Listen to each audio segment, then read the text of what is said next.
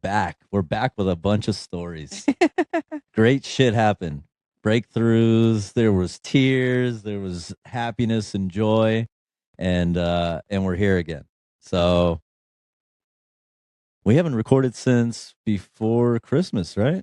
Yeah, it was in December there, beginning. Okay. Okay, so Christmas time was Christmas Eve was like a huge day. So um I don't think we need to go. It's we're so far removed from Christmas that we don't need to go into all like the everything. But I think what I'd like to do is talk about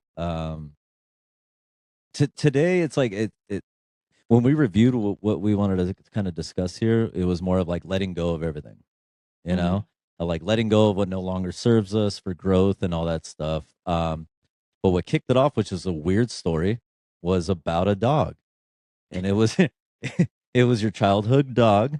And so for those who don't know, you don't like dogs. No, You don't not a really, fan. you're not a fan of dogs. You're not a dog person. You like cats. Me, I'm a dog person. I love dogs. Always grew up with them. So I could never understand as to why you wouldn't like dogs. They're great. So we found out Mhm. on Christmas Eve. So what I'd like for you to do is let's tell the story. We went down to my mom's, Hmm. and I was outside talking to my sister, and she has this weird conspiracy that this dog that's there at my mom's house doesn't like people. Hmm. And then we discussed that, and she came to find out that it just doesn't like her. Yeah, because the whole time she said, so this is a beautiful dog. So I'll just let Yeah. everybody know. Okay, so there's a dog named Luna. She's a beautiful, like all like white, just pure white, Akita. Akita Uh, Husky. mhm. So it's a beautiful dog. It's super protective over the kids and stuff and Yeah. like things like that. And your sister's just I'm sitting here, we're sitting like this, we're in chairs outside in the backyard. And like this dog is just chest up, just looking up at the moon like a wolf, dude. It was like majestic, right? And I'm just sitting there just like scratching her chest and up under her neck and stuff, and she's just loving it. And while I'm doing this and I'm looking at you saying like, hey, we got to get a big dog, like I want a big dog. And your sister is just in the background just like, you got to watch out because she's mean. She growls. She bit me. she Like, bit she bit she her. bit her in the ankle. Yeah. She bit me, got hit by a car, had to freaking and The she tire said it came marks. back and had the tire marks on her back. And Luna just freaking walked it off. Yeah. Like it was nothing. Which Body. was a hilarious like visual to have, you know? Um, but she's sitting there so calm and like I was just like, oh my God, I want a big dog. But it was just funny that your sister was like, hey, she's mean, she's this and that. You're like, to you? Yeah, I just I don't think she understands it still. I think she really thinks that dog Yeah, just no, for hates sure. people. Yeah. Like, how could the dog not like me? Um, so you had it was in the process of me repeating myself because that's what I love to do. So I'm like telling you, it's like, hey, we got to get a big dog. And then something clicked and you go, I know I don't like dogs. That's where your story begins. I literally was sitting there, and when I looked at Luna, I was just like, as if I was really in a flashback. Hmm. And I was like, "Oh shit, I know why I don't like them." Um,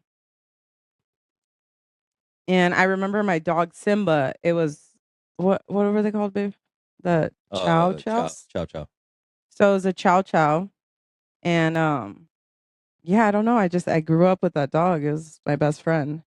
I don't really know the full story. I guess we couldn't take him when I was little to like our next house, or we were moving into an apartment from a house or something like that. They Supposedly we couldn't take him. I don't yeah. know how true that is. Now with Senor's freaking track record, which we'll get into later, My dad's track record isn't that great. not good at all. So, um, yeah. So, anyways, I remember being pulled into that whole memory of Simba, and I was just like, "Holy shit! I did have a dog, and I loved him." And then I remember my dad taking the dog to a park and leaving him there. He didn't leave him far enough, so he came back home. So my dad's bright idea decided to take him farther.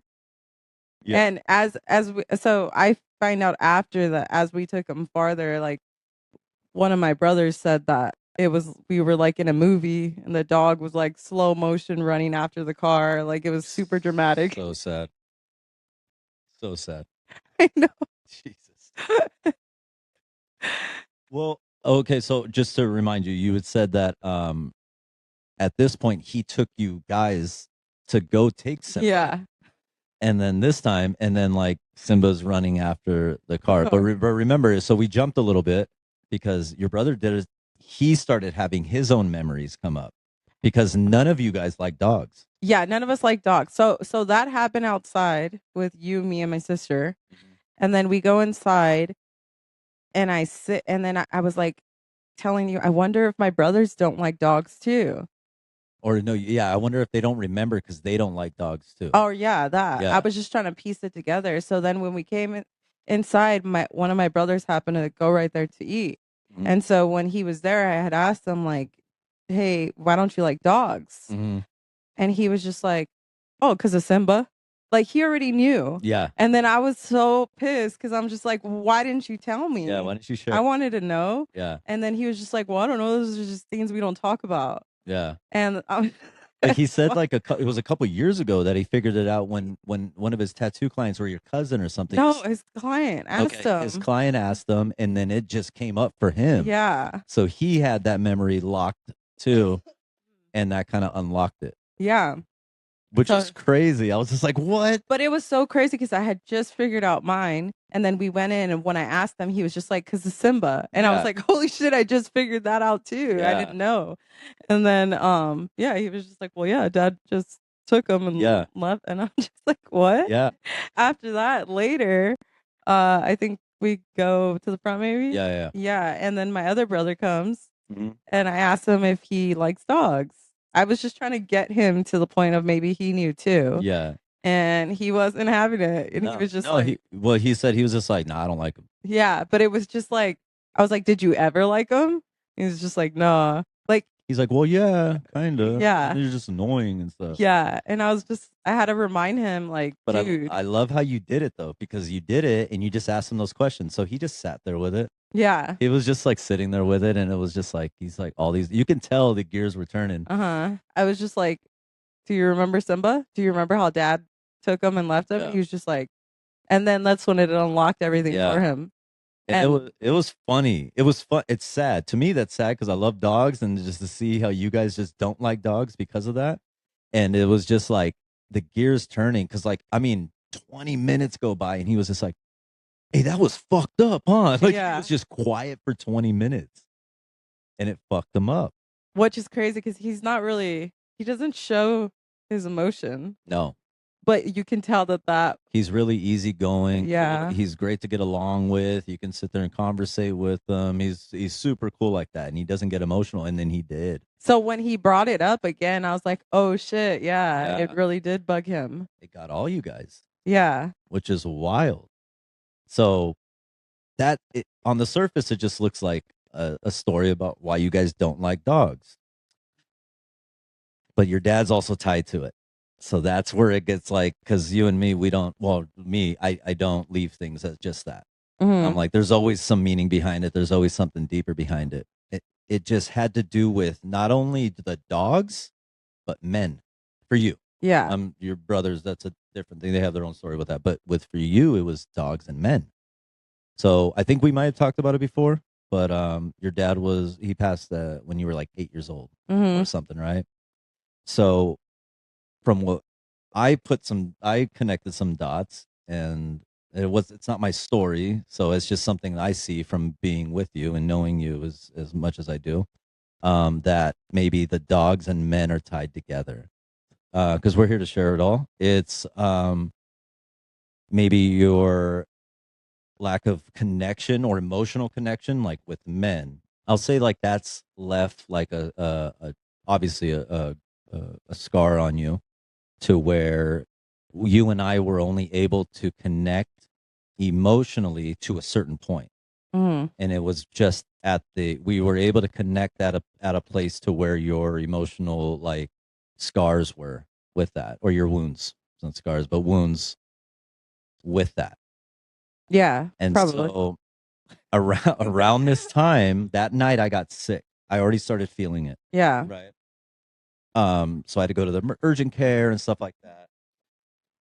It's not about me, but long story short, I was like sick for like almost 3 weeks. Mhm. Like it just didn't give up. Um, Within that time, you and I had like we came to a place of conflict with that as Mhm. far as the emotional connection, where I felt like, hey, I want this to go further, and you weren't allowing it to go further. Um, it's not like you're not a great partner to me or anything like that. It was just like emotionally connecting, like, hey, let's get there, let's go deeper with things. For you to like to see it and just to understand, like you didn't see like what your actions were.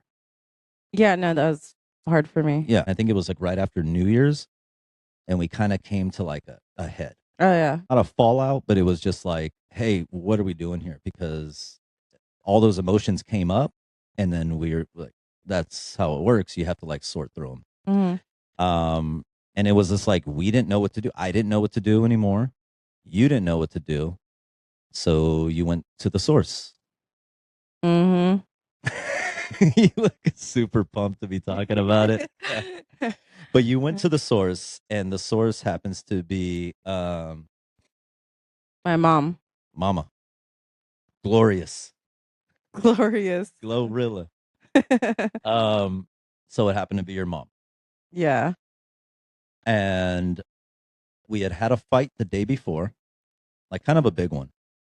And the next day, you took it upon yourself to want to fix it and get better. So you went to the source for help.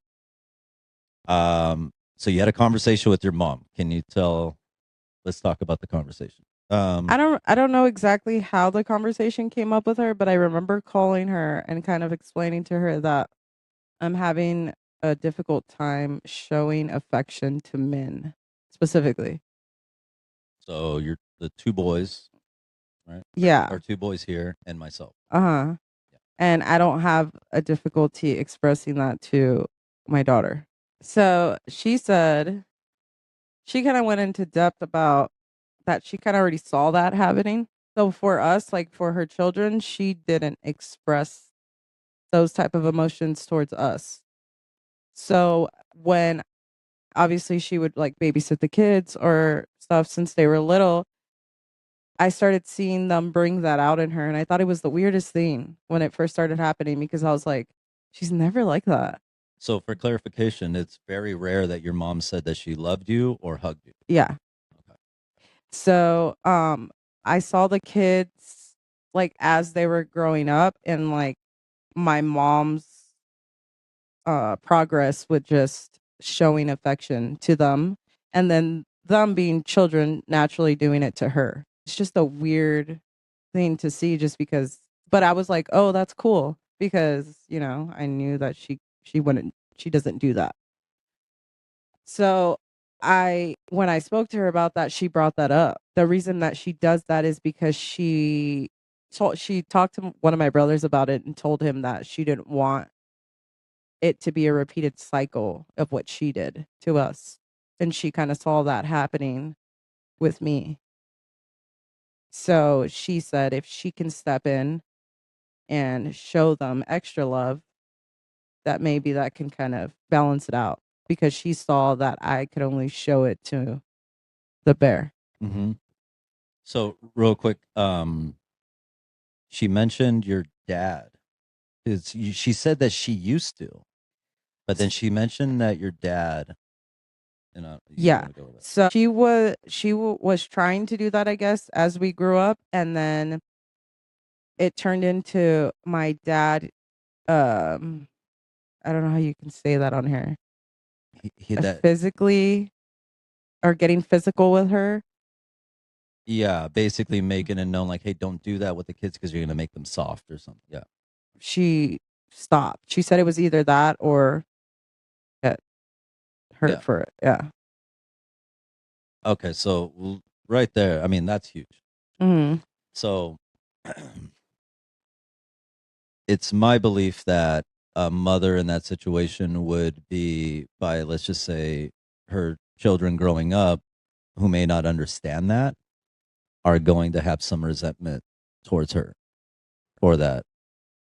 Like if that were me, I'd be like, it's your fault, because you didn't show me love. Now I can't show love, you know? That's Oh, just being how like I grew up. upset. Yeah. And when you had called me, you called me when I was at work, and you were explaining to me the conversation. And I just remember telling you how proud of you I was for bringing that up and going to the source. And I was proud of your mom too for being able to share that with you. And now there's some understanding behind it. And with that understanding, changes can be made, because that's what this podcast is all about. And that's what this relationship is all about, is about breaking those generational curses. I think what really helped was her going even deeper into it, which I'll explain right now. But you mentioned before that how in one of the episodes how we're just people and like our kids forget that and stuff like that.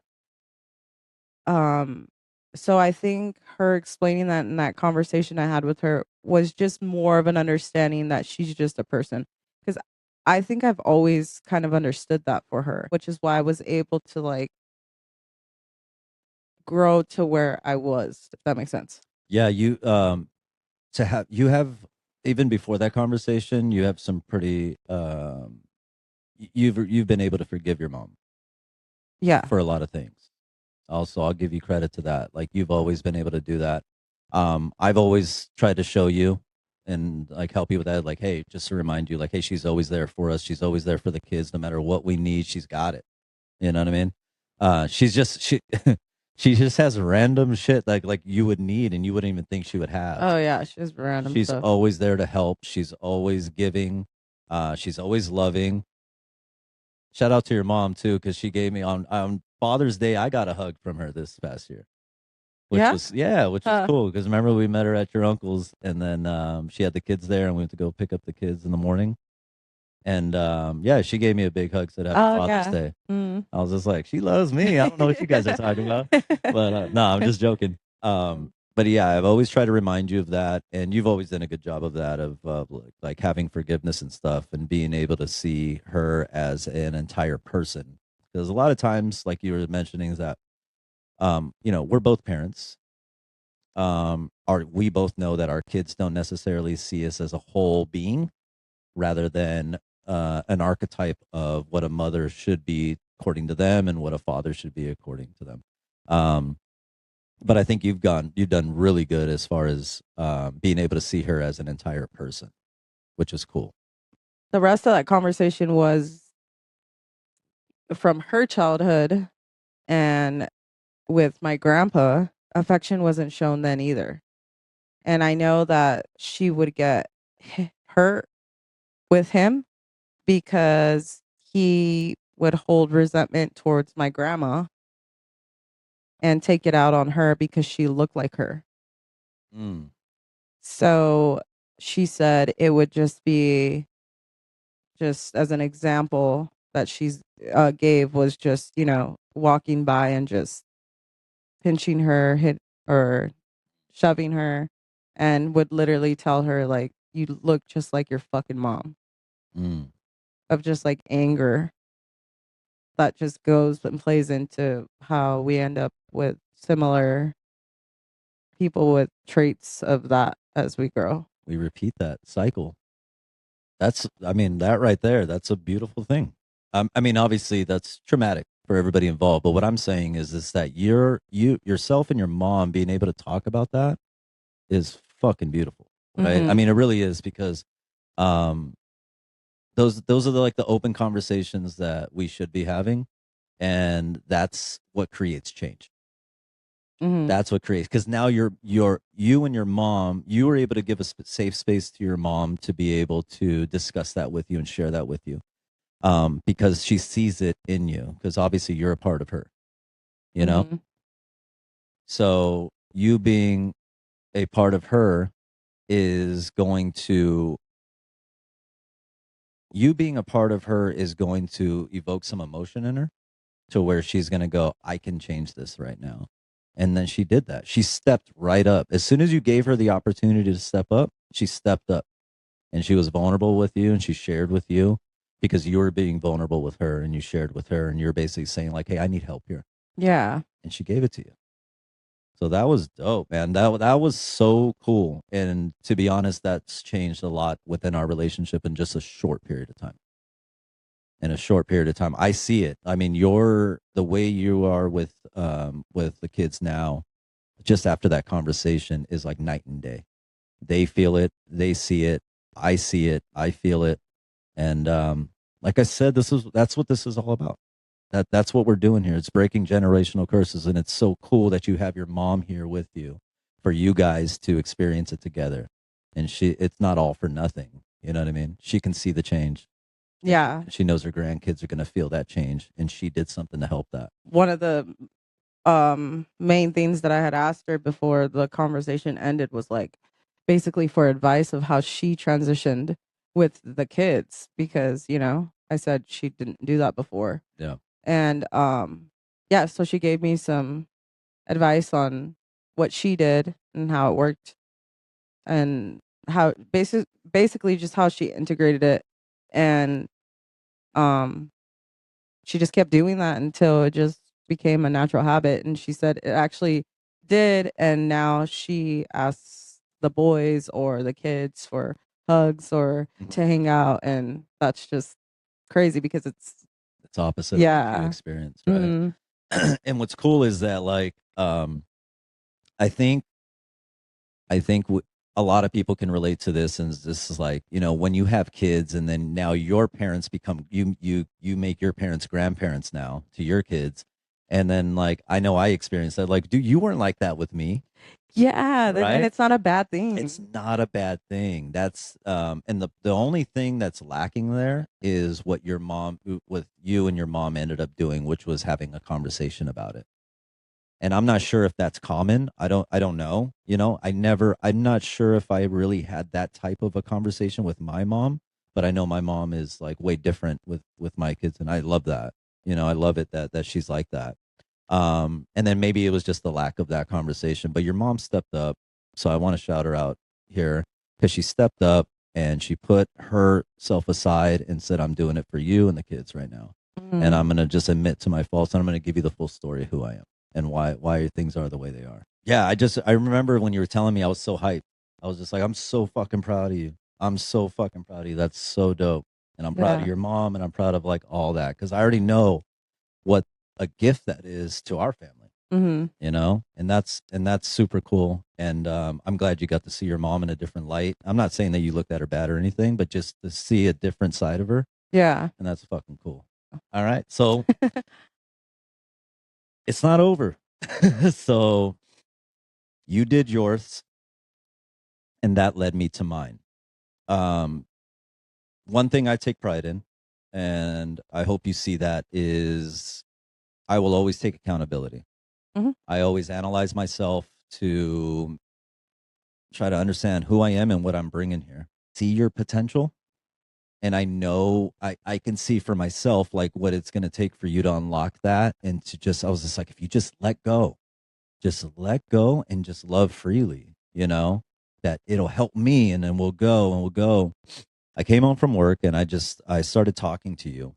And I was basically just explaining to you that, we started this business. We're doing different things now. We have some things coming up that we're going to start. But mainly it's the podcast, and then we have our social media accounts, and then eventually I want to get into a different type of business as well that has to do with all of this. And in doing that, I I sat and I asked myself, and I go, okay, I understand what we're working towards. I know what we're doing here and why we're doing it. Now, I had to ask myself, if we never start this business, if this business doesn't even go, if we stop podcasting and we stop the social media stuff and we kill the plans on the business, um, do I love you as you are right now? even with all the things unhealed, the things at the time that you weren't willing to explore and go deeper with, and things like that. Can I love you as you are right now? Do I love our life as it is right now? And I sat with it, and I really wanted to know. And I believe that I got to a place where I sat there and I told you, we were sitting right there on the bed, and I go, yes, absolutely yes. And once I said yes out loud to you, I mean, tears just started flowing. Tears started flowing because I was just like, hey, I'm putting all of this pressure on you to explore these things and to get better. I was just like, but I just love you. I love you for who you are. I love you for who you are. I love my life. And it's so easy, if anyone's watching this podcast, it's because of the fact that you are trying to, you know that you, it's some sort of self-improvement. You want to do better, you want a better life, you want things like that. And you, it's easy to forget that where we're at right now and how far we've come and how grateful I am for the life we have, for the home we have, just for the opportunity to even have a business and start all this stuff, and just to be with you, just you how you are. And I just, the tears couldn't stop, you know. Um, and I just kept telling you, I'm sorry. Like, I don't want you to feel like you aren't enough, because you are. And that was such a big realization for me. And I don't think that your mom knows this, because, or I don't even know. Well, you obviously know it now, but we went through, it was just patterns. I mean, sorry, it was just event after event that just rolled into the next, and that it just opened up the floodgates for us to allow love in, because the things that I'm pointing at you for not showing love to me in, or the things that I was doing the exact same thing by having my own expectations and almost withholding love, is what I would think that you would feel. But it was more of like not appreciating where we're at and who you are today. And I just remember telling you how sorry I was, you know, and all that did was you just came and hugged me, you know. And I mean, that was like a huge breakthrough for me. And that's what I'm saying. Like, there's been so much that's happened over the past few weeks that has just opened me up in different ways. So it's opened my heart, my mind, everything. And I think yours has opened up too. Yeah. And like, and what's crazy is when you stop trying to go for that goal, to go for that thing, and you just stop and you realize how far we've come. And I realize the person you've turned into and the person I've turned into. And it's just love now. And it's just like now, all of a sudden, the business starts growing more. Social media starts growing more, you know, and it's really the theme of this thing, which is just let go of the expectation, let go of any sort of an idea, or let go of control. Mhm. And I realized that I was just trying to control an outcome, and in reality, I've never been where we're going. So what am I trying to control? That was just fear. That was just fear of the unknown. And when you let go, and it's just a beautiful ride, and it'll take you places you never thought that you would ever get to. And so right now I'm just enjoying this. Yeah. I'm like really enjoying the ride. And now we're seeing results. When before we were forcing and forcing and forcing and trying, and the results weren't coming. I agree. Yeah. Yeah. I mean, it is. I think we mentioned this before. We'll mention it again. You have 3 kids that you brought into this relationship with me. Yes. Okay. I have 3 kids, um, that I'm bringing in. Since you and I got together, I've been in a court dispute for my 2 youngest. I don't want to get into too much detail, about that. I've been estranged from my 2 youngest. And it was literally right after you met them, right when we got together, and then it just all hell broke loose, with their mother. Mhm. Um, did a restraining order for some reason that was thrown out of court. And then just since then, I felt like she was just keeping them from me. I mean, there was no contact at all. And I used to have them all the time. I mean, I saw them more during the week than they were with their mom, just from sports and activities. I'm coaching them and doing all these things. So you've you've helped me with that because it's been a bumpy ride. Mhm. You've put up with me. You've been patient with me while I kind of navigated all of this. So, long story short, with that, I've had to fight for them. I had to go to court, request my rights back, and all of that because they were taken from me when I was in prison. Mhm. And I went for about 3 years of just having them and just at their mother's discretion. And I tried to be involved in their life as much as I can to have as much time with them as I possibly could. Now, there was some unhealed shit there with their mom, and her and I were in this weird co-parenting thing where she had a lot of control, and I'm having to bend at her will and stuff like that. Um, and she made it like really difficult. So I got to a point where I just said, "Fuck it, I'm not going to give in." And a result of that is I haven't spent time with my kids since July 8th was the last day I saw my youngest, 2023. Mhm. So how that got to be is now I in court am having to do therapy sessions with the kids. Now it's on Zoom calls and stuff like that. I've been able to express myself to the kids and have them understand where I was coming from. So backstory real quick is that because of that terrible co-parenting relationship, I resorted to drinking. That's how I mended myself. That's how I healed myself, Yeah. which was a terrible way to do it. Um, so in the drinking, there was a lot of good because of all those positive things that I was saying that I was doing, but there was a lot of unhealed stuff, resentment and anger. And then with my drinking, it just raised it to a 10. And my kids saw bad sides of me too, and the fighting with their mother. Mhm. Um, so in that time apart that she held apart, all of a sudden my kids' mentality changed towards me. And it wasn't so much, I had to come to the realization through the therapy sessions, just seeing them and the resistance that they had towards it and wanting to come and be with me, and me just not understanding. But I did all these good things. Like, what do you mean? What are you saying?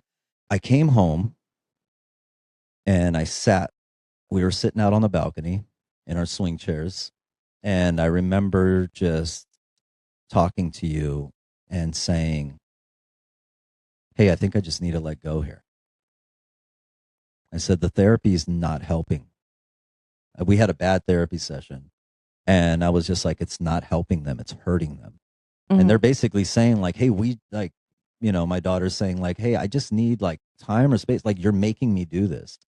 And the whole time I'm like, "I'm not making you do it. I'm doing what I have to do to try and stay in your guys' lives because I want some rights to you guys. I don't want you guys just like, I have no rights, and I want you more so than that.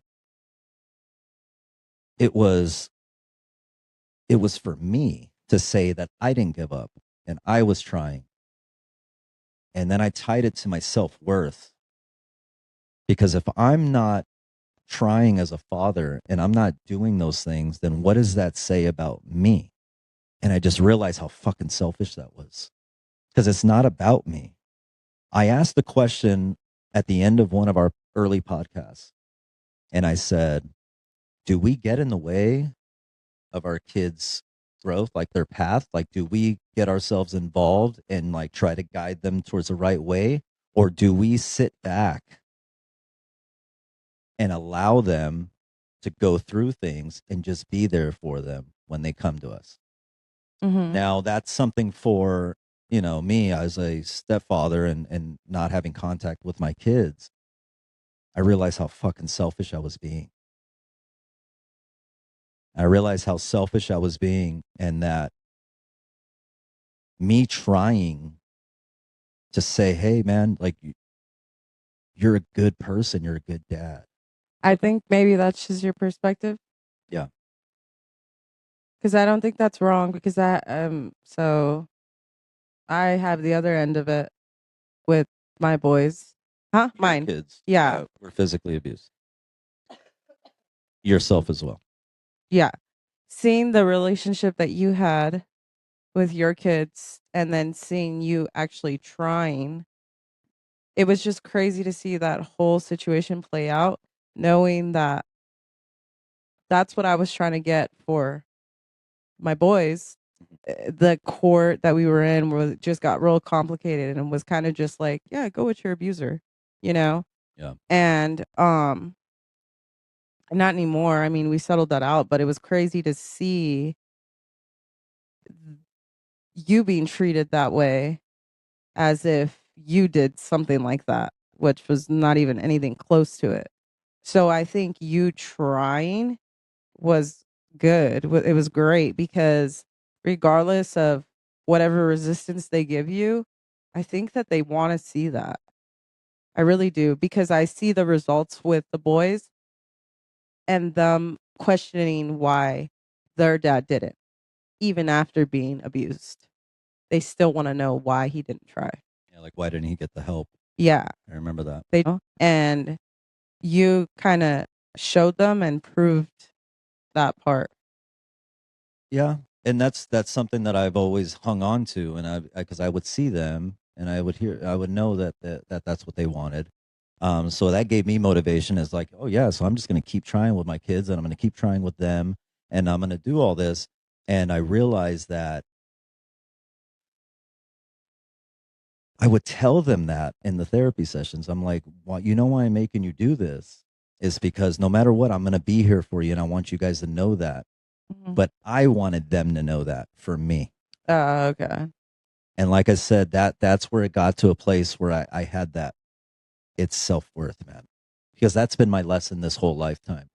And that's where I'm telling you, we talked about it before, that this is a fucking simulation. Yeah. Because there's no way, what are the odds that this happens with me and then your kids also went through the same thing, and we just happen to match up energetically, but we're on this road together. And I truly believe that I'm here to give you guys understanding and clarity on your situation, and you guys gave that to me with mine. Mhm. Because let's be honest, these kids are better off right now. Yeah. And I got to a place where I go, this is hurting my kids. It's helping me to feel like I'm worthy because I'm creating that worth because I'm doing the things that I'm supposed to do. But the things that I'm doing that I'm supposed to do is doing nothing right now but angering and frustrating and hurting my kids. So I got to the places like I don't need to step in and do that. And I believe now that being a father means that I need to be the bad guy here. I need to be the fucking bad guy, and I have to bite that fucking bullet. And it doesn't say what my worth is because I proved it. I know that I can be a good father, and I don't drink anymore, and I don't do any of that shit. And they would get the best of me, but that's not for them to have right now. It's just because their reasonings and the things that they would say as to why they weren't they didn't make any sense to the therapist as well. You know, he'd be like, hey, it doesn't make sense. He's doing this and that. And I got to a place where I just go, it's not about that. I answered my own question, and I go, it's for me to allow them to go through whatever they need to go through. And I just need to be here whenever that time comes Mhm. to answer their questions and to offer forgiveness and ask for forgiveness. And that's where I need to be. That's the best thing I can do as a father, no matter how hard that shit hurts, Yeah. no matter what I have to do, as far as like letting go. I need to be able to hold that space for them. I need to be able to deal with that and live with it until that time comes for them. They don't even know this yet, but But you didn't give up. yeah, I didn't give up. I'm not giving up. If anything, I'm giving them what they need and what they're asking for, which is that space, and not making them go through this shit anymore Mhm. because it's not good for them right now. You can't force somebody into that, no matter how much we want to, because we know that's good for them and it's good for everybody. I I can't force them into that. They need to come. They need to go through this. Mhm. They need to have me as the person that is maybe the bad guy, and they need to come to their own realization. Same thing as what you did with your mom. Yeah. And so that's what I mean. Like the every story and event has just led into the next, and it's fucking awesome, man. That's what we're doing here. And my kids don't know that yet, but I'm going to on the next session. I need to do it in front of the therapist and in front of them and let them know, like, hey guys, I'm gonna let go here. And I remember when I came to that outside with you, I just started bawling. And I remember like you got up, you had me stand up, and you gave me another hug. You were just there for me, you know what I mean? And I was just say, yeah, well, I just said that's a huge decision yeah, yeah. because I wouldn't know. I'm not in that situation. I You wouldn't know the know. fight. You know the fight I've been going Yeah. through. And I remember I was just crying again because all of a sudden I'm just fucking a big old baby and tears are just flowing now. But my heart opened up, man, and I'm very thankful for it. And I remember crying, and you're just hugging me, and you're just like, okay. I was just like, remind me in my next lifetime to not do the not come in with the lesson of self-worth because this is a motherfucker, Yeah. man. And I'm just crying. I was like, self-worth, a motherfucker. Yeah. And I've been fighting with this for 40 years. Mhm. I think I'm ready to level up from it. Like right now I'm getting all emotional from it, but because I haven't done it yet, and I'm kind of Yeah. like looking at it as like I'm gonna have to make sure that they understand how much I love them and that I'm not doing it to hurt them or to give up. I'm just doing it simply to because it's what they need. Yeah. It's what they need, and it's what I need. Letting go. Fuck, man. you know, letting go's a motherfucker. And sometimes you don't realize of you think you're having to let go of the most precious thing that you've ever had, and that's your kids. I'm still dealing with it. You can tell. Yeah, yeah. I'll get there though. I know what I have to do, and I'm going to do that. I'm not sure if anyone else has like can relate to that. I'm sure they can. I mean, that's prevalent in our lifetime now with split homes. Mhm. A lot of divorces, a lot of things, a lot of people not working on themselves and blaming others, and everybody's part of our story, man. I feel like this is just one big play, and we have evil characters that we perceive as evil and stuff, but man, they're just playing their role, and they're playing the role perfectly. Speaking of, when I came home and I had that realization with you, I remember telling you like, "Hey, you played your role perfectly. Like, thank you. And you weren't to blame, and it was so easy to blame you for a lot of things, and you're not to blame, and I played mine perfectly." Mhm. And your mom played hers, my mom played mine, our kids are playing them perfectly. And I realize everything's neutral. We apply the meaning. um, and when you look at things from different perspectives, you can see both sides of the story. You can see that you can see what's needed. Unfortunately, what was needed was is going to be the hardest thing I've ever had to do. Yeah, I got freaking deep and emotional right now. But letting go. God, the end of 2024 was a motherfucker, huh? It was, yeah, And the beginning of 2025. it was intense. So I want to, before we get into questions, because we have questions about letting go. All right. So now we're going to get into some questions. So the theme of this has been letting go of what no longer serves us for growth. One is, how can we identify when something, whether it's a habit, relationship, or mindset, is no longer serving us? Like when it gets real bad and then I feel like, ugh, like this is not good You inside. you're you're very like intuitive, so it's like I think you feel it in your stomach. Yeah. Yeah. Like it's like an ugly feeling. Yeah. That's Okay. why I said it's weird. I don't know how to explain that. No, Well, besides, I'm sure a lot of people can identify with that. So for me, it's when I'm meeting resistance. hmm Like anytime that there's any sort of like a resistance, um, I don't want to say result based, like I'm not getting the results, but anytime that that there's friction and it's not like flowing, when it doesn't what do you mean? flow, um, let's say like me having control issues, hmm right? So I'm like trying to force it, me with the kids, my kids in therapy, and I'm like forcing it. I feel like anything that has to be forced, it's not serving us anymore, Mm. you know? And I meet it's like there's constant conflict. You know, there would be conflict between you and me, conflict with me and the kids. Um, and I believe that that right there shows me that hey, I need to identify this and I need to let go. You know, Yeah. I need to identify what the hell's going on. And usually when there's resistance, it's because it's me. hmm You know, so I look at it and I go, hey, my mindset right now is set on this and it's not working out because I'm in constant conflict. There's no results happening. It's constant, like just friction, hmm you know? And I believe like when I let go and allow, then it flows. And it's like playing with Legos and like that one doesn't fit. So I'm just going to fucking force it in there or a puzzle piece, you know? And it's like, no, man, it doesn't fit. That's the wrong one. And then all of a sudden you stop and you go, oh, I had it upside down. Um, there's some other ones here. We can kind of scroll through them and see which Yeah. ones. There's like 15 of them. Well, what other one? You said you were just gonna pull some, right? Yeah, I can just pull some.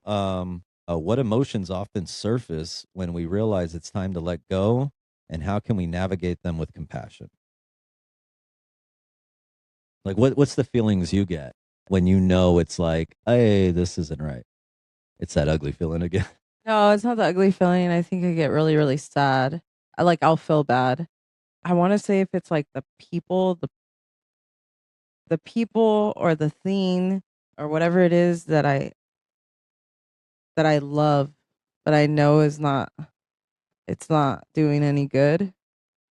That's why I feel sad.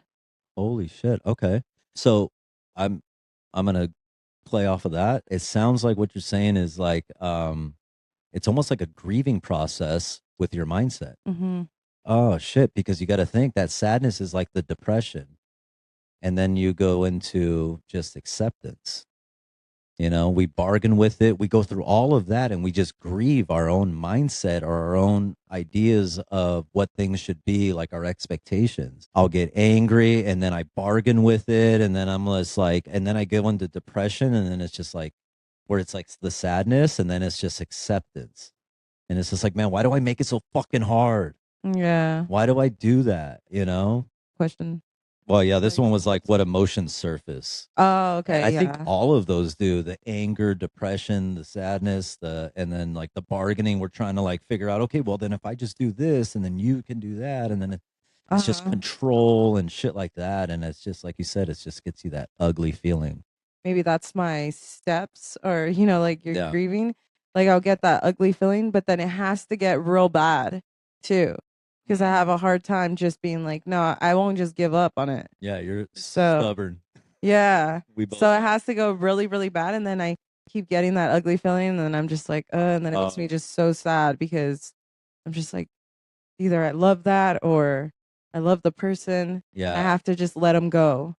Ooh. So, or let it go or whatever it is. But you're And then, essentially letting them go because your idea of them and your idea of your relationship, you feel like it's like you have to let it go like it's gonna die. But it's just your idea of what the relationship is dies. But it's a beautiful thing because it opens up to a whole new relationship that you didn't even think possible. mm, I just remembered what I was gonna say. oh, okay. So we can play off of it. It doesn't matter. I've been sick one, two, three, like four like times like where I was really sick over the past like 8 years or something. Okay. I just want to run through them really quick and how I believe that sickness is us letting go of certain things and allowing great things to come in. Here's the reason why. 2017, I was in California State Prison. Um, and I got a terrible flu like I've never had before there that lasted like over a week. Um, right after that flu and I got better, I met my best friend in the world. And meeting this best friend, Jay, he changed my life. I'm Mm. talking about the whole trajectory of my life changed. Um, he's the one that opened me up to, I guess he didn't call it that, but I guess he would say like spirituality and something bigger than us and self improvement. He would give me books and we'd have conversations. He was a really great athlete. I was a good athlete, and we would just bonded over that, and it developed a friendship that turned into a brotherhood. Who I am today I feel is because of that. Mhm. Because I wasn't able to navigate things that were going on back then, and um, he helped guide me through it. I came home in 2020, right at the end, December of 2020.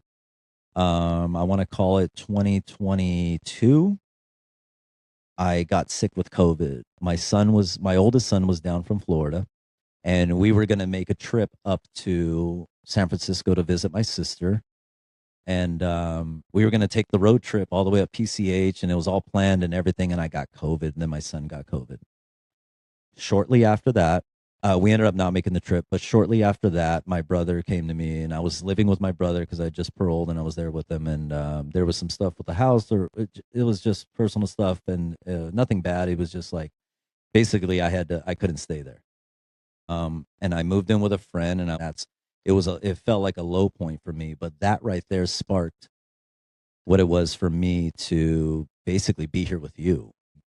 Saved up, found a place close to my kids because again, my everything was about my kids. Um, and I moved closer to them, and right when I moved in, I didn't know we just got back, my son and I, from a tournament in Las Vegas. And I was on the field, and I get the call like, "Hey, we're gonna, we decided to rent the place to you." And it was a perfect place, perfect, location, everything. Loved it. Get there, and that that weekend that I moved in, I I got a terrible flu again, and about a few weeks after that, I met you. I met you, and you came into my life, and then I got sick again. I'll say what, like maybe less than a year later, and I actually had like a terrible like salmonella or something, and I was like, I was Uh, throwing up, had diarrhea for like shit, a couple like 10 days straight, yeah. and I had to be hospitalized. I went to the ER, and they were like, "No, we got to take you in," Yeah. and it was scary. Right after that, I believe, is when we kind of set on the path to what happened after that? Well, we set on the path to do the business. Or no, not no, no, no, it wasn't then. What happened after that? We got engaged. We got engaged. Sorry. Shout out. Okay. In the hospital, Yeah. I felt like that was the time, and I knew for whatever reason that I wanted to marry you. And I asked you to marry me. We're gonna have to edit that out. I sound terrible. No. It sounds terrible. Why? I don't know. Whatever. It's real. That's this is a real. So we got engaged. Mm, That just sent our whole life on a trajectory. What's going on? What's up? Are you still? Because I forgot. I didn't forget. I just stumbled. Okay, so we got engaged, and then at the end of 2024, on Christmas Eve, we got sick again. That's where all of the day I got sick was Christmas Eve, which is when you found out about the dog, which made you find out about your dad, which led you to the conversation with your mom, which, well, before that, which led to our huge fight and our blow up, which led to the conversation with your mom. which led to my conversation with you and me realizing where I'm at fault in the errors of my ways. Then come to then the realization with my kids that now I'm going to have to let go and just be there to help them when they need me, Mm-hmm. and to where we are literally right now at this day. Everything that happened came from me being sick. So what I believe is that our emotions, our thoughts, our emotions, our feelings, our resistance, all of that is our, when we get sick, when I get sick, I believe I caused that. I caused it. I cause it by Yeah. my resistance. I cause it by me holding all this shit in, and my body is just going, get rid of it. And then once, when you're sick like that, you have no choice but to surrender and let go. Because if you don't let go, we hold all that shit. And when we hold all that shit, nature's going to do it for you. Your body's going to do it for you. Your higher self, whatever you call it, it's going to put you on your ass and it's going to say, stop, fucking let go. And when you do, beautiful things happen. Because now we're on a trajectory right now that is, I'm happy for. I'm very grateful for it. And life is not what I thought it would be 8 years ago or 10 years ago. And I'm happy about it. I'm so fucking grateful for it. And that's the lesson, to let go. Let go. Let go and allow life to take you to fucking places that you never thought that you could go. You can't even imagine it. And beautiful fucking things happen. What were you going to say? Also, it's not easy. Oh, it's not fucking easy. It's the hardest shit you'll ever have to do if you make it hard. If you make it hard, it's going to be fucking hard. Yeah. And we're learning that we're making it hard. Yeah. And so that's why we're having this conversation right now. That's why we're doing a podcast about letting go. And so hopefully, people can get a hold of that, beforehand. And we can get a hold of it beforehand when we start slipping back into ways of trying to control things and navigate our own life. And in reality, we You're just need better to, at that. yeah, but that's okay. We're going to get there together. That's what the fuck this is about. We're going to get there together because you're I'm doing, not good at it. you're doing much better than you were. I'll tell you that much. You're doing a great fucking job. Um, let's get back into questions. I don't mind that we jumped around like that. So let's get back into questions. What are some practical tools or rituals for releasing emotional baggage or limiting beliefs? So for me, it's journaling, which I do often, and meditating, and a relentless examination of yourself. Just an unbiased examination of who you are and how maybe others perceive me. And I journal and I meditate. Those are mine. Exercise too does that for me. Showers is like deep meditation for me. Sage, I guess it's like a ritual. Mm-hmm. And I like to pull oracle cards. You're fucking good at those, by the way. Well, I don't know if you can be good, but you're tuned in with that. Oh yeah, I'm Like connected. you're locked in with that shit. Because the readings that you do for yourself and for others, and I'm not even just saying for me, for others as well, I are don't do them like for a living. no, I just yeah, want no, to put you that don't out do there. that. No, I you just do them for like, people I know or yeah, and they're spot on, Mhm. and they resonate with people. I don't do future. I Yeah, do and advice. it's not like a reach. It's Yeah. not like it's a reach to have to like have that relate to the person at all. Mhm. It's spot on. It's pretty fucking cool the way you do that. Yeah, those are good ones. Yeah. Let's do one more. Okay. Ooh, okay. I want to speak to this one, or maybe two more. All right, but anyways, how do we handle the guilt or shame that sometimes accompanies letting go, especially in family or cultural dynamics? Okay. So for me, it's accountability. I don't know. You're big with that. I love accountability. I think it's because I grew up with people that never really had it and Mhm. gave that. had accountability for themselves and would recognize their stuff. And I think I just made a decision. It's later in my life. It's not like I've been doing this forever, but that I need to have full accountability for what I do. And in that, when I'm able to be honest with myself about myself, and especially when I can give it to other people, Mm-hmm. all the shame kind of goes away, because that's the shit I've been. The reason why people don't have accountability, or I'm sorry, that I didn't have accountability, was because of the fact that I was ashamed and I had a lot of guilt that I was holding on to. And so I can't admit that. And when I admit that, it's just like, fuck, dude, they're going to see how I already feel about myself. But once I have that accountability, it's like 8 Mile when Eminem just tells, he just goes out, I'm going to say everything about me so you can't. In your I speech. literally, oh my God, that's crazy that you said that. Because What? when you were talking and saying that, something came up for me and I was just trying to connect it. But then you said it out loud because Yeah. I used to say that. Like, I remember growing up, like those Mexican households where they're like, keep your business private, Mm-hmm. because that's kind of how my family was, Yeah. or my immediate family.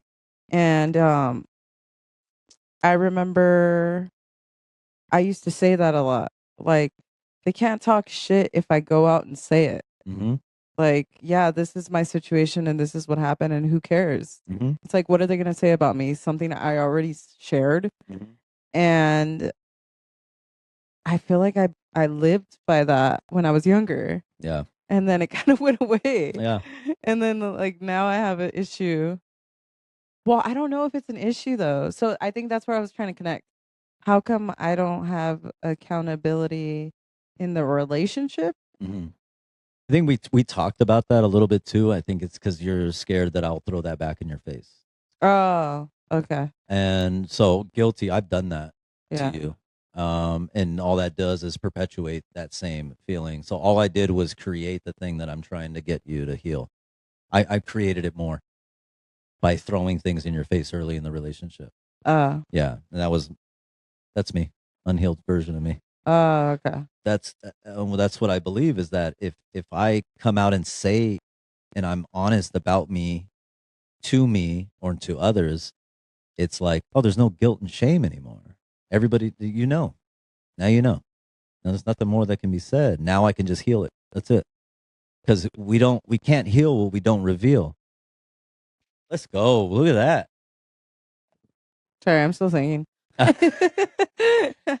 I was are trying to you get, are you in I your was trying to mind? understand. Are you going through B Rabbit's whole rap right now? Mom, spaghetti. No, that's the wrong song. Oh, But I understand what you're saying. yeah. I was just thinking about like shitty people Oh when you yeah, said yeah. that, because I'm like, yeah, you can. You could just like reveal it and then not do anything about it and True. just be like, well, I Yeah. told you who I am. Yeah, yeah, yeah. Yeah, now deal with it. Yeah. Yeah, I got you. But like, No, I know what you're to talking heal about. it, yeah, you got to reveal it. I love that. Okay. We'll end it on this one. Okay. How can embracing change and letting go inspire others in our lives to do the same? Leading by example. Took the words out of my mouth, baby. I shit you not. I didn't know if you were going to have one, and I was about to say that. Leading by example. Doing it yourself and leading by example shows how much you care, and no one cares how much you know until they know how much you care. Straight up. And that's how you know that's how I know somebody cares about this, and I'll because they've done it and they're doing it, that I'll take that advice. But if you're not doing it yourself, I'm going to call out that hypocrisy. You know, I've been a hypocrite a lot. You've been a hypocrite a lot. And that's cool, is that we're able to call each other out on that. But now we're leading by example. That's what I got. Me too. You got anything else for us, baby? No. Nah? This was a good episode. This is our first one of 2025. So we'll end it right here. Letting go and allowing growth. Um, yeah, we have check us out on what? TikTok at domestic.vibrance. Yep. Instagram, domestic vibrance. Hmm. YouTube at domestic violence. Dude, this year we're gonna be coming with a lot more shit. Yeah. Lucky for them. We go through the shit to share the shit Yeah. to help other people fix their shit. Ooh, that's a clip right there. We should put that. We should put that on the title right there. I like it. All right, baby. Let's end it right here. First episode of 2025 is in the books, and plenty more to come. So like and subscribe. Let's keep this thing going. Engage. Right questions. I'll try to talk more. Yeah, and you did a great job. All right, that's it, folks.